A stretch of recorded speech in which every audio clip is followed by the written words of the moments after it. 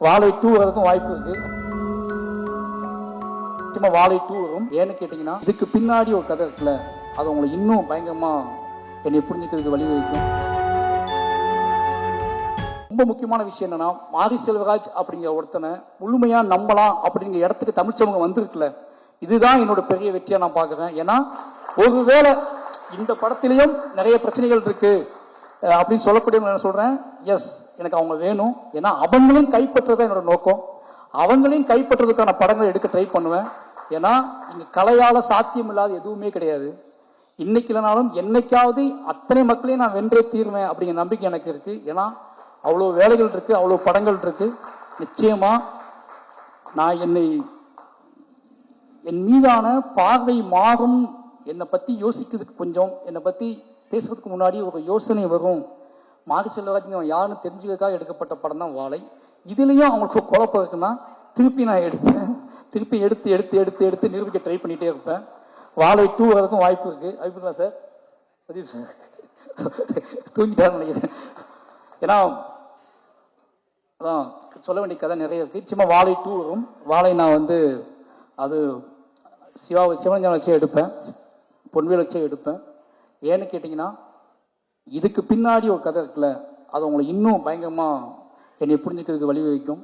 இன்னைக்கு மீடியாங்கிறது, பத்திரிகைங்க அப்படிங்கிறது எவ்வளவு பெரிய பயத்தை ஏற்படுத்திருக்கு ஒவ்வொரு நடிகருக்கும், ஒவ்வொரு கலைஞர்களுக்கும். ஒவ்வொரு பேசும்போது, மேடையில் பேசும்போது உங்களுக்கு விஷயம் தெரியுமா, முன்னெல்லாம் சென்சார் மண்டையில் ஓடிக்கிட்டே இருக்கு. நம்ம என்ன வார்த்தை யூஸ் பண்றோம், நம்ம தப்பா எதுவும் பேசக்கூடாது. இப்ப நான் பேசின எந்த வார்த்தையே இத்தனை கேமராவும் டைட்டிலா போட போறாங்க அப்படிங்கிற விஷயம் வரைக்கும் மண்டையில ஓடுது. ஓகேங்களா? நான் ஒண்ணு சொல்றேன், அதுதான் அந்த பயம் ரொம்ப முக்கியமானதுதான். நம்மளை ஒட்டுமொத்த மக்கள்கிட்ட கொண்டு போய் சேர்த்துக்குவாங்க. நீ தப்பா பேசினாலும் சரி, சரியா பேசினாலும் சரி, மக்கள்கிட்ட கொண்டு சேர்த்துருவாங்க அப்படிங்கிற பயம் இருக்குல்ல, அது ரொம்ப முக்கியமானது. இத்தனையும் தாண்டி பரியர் பெருமாள் எப்படி ஃபர்ஸ்ட் ஷோ ப்ரெஸ் ஷோ முடிஞ்சு வெளியே வரும்போது என்னை கட்டி அணைச்சாங்களோ, அதே மாதிரி வாழை முடிஞ்சு வெளியே வரும்போது அவங்க கட்டி அணைச்சு அன்னைக்கு தெரிஞ்சு எனக்கு நாம மறுபடியும் ஒரு இன்னும் வேகமா ஓடுவதற்கான ஒரு 4வது நாள் அமைஞ்சிருச்சு. அதனால மீடியா நண்பர்களுக்கும் நன்றி. கடைசியாக என்னை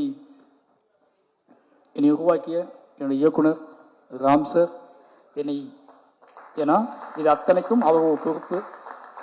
ஒரு மனுஷனை, ஒரு பையனை அப்படியே அடியிலிருந்து பிடிங்கி எடுத்துட்டு வந்து அவனாவே வளர விடுறது இருக்குல்ல, அது ரொம்ப அசாதாரணமானது. எல்லாரும் என்கிட்ட கேட்பாங்க, உங்கள் இயக்குனர் அவங்க வேறு ஸ்டைலில் படம் எடுக்கிறாங்க, நீ வேறு ஸ்டைலில் படம் எடுக்கிறீங்கன்னு கேட்பாங்க. அவர் என்னைய தத்துவங்களை எனக்கு போதிச்சு, அந்த தத்துவத்தின் வழி உன் வாழ்க்கையை நீ படம் பண்ணுறா அப்படின்னு சொல்லி கொடுத்ததுக்குல அது ரொம்ப முக்கியமானது. இல்லைனா நான் என்ன பண்ணி எனக்கு தெரியாது.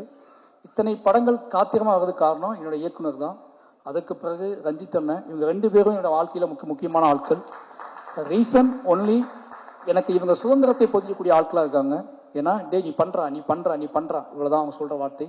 இந்த 2 பேத்துக்கும் என்னைக்குமே என்னோட மேடையிலும் என்னோட படைப்புகளிலும் அத்தனையிலுமே இவங்களுக்கு முக்கியமான பங்கு இருக்கும். செய்திகளை உடனுக்குடனும் துல்லியமாகவும் தெரிந்து கொள்ள சப்ஸ்கிரைப் பண்ணுங்க.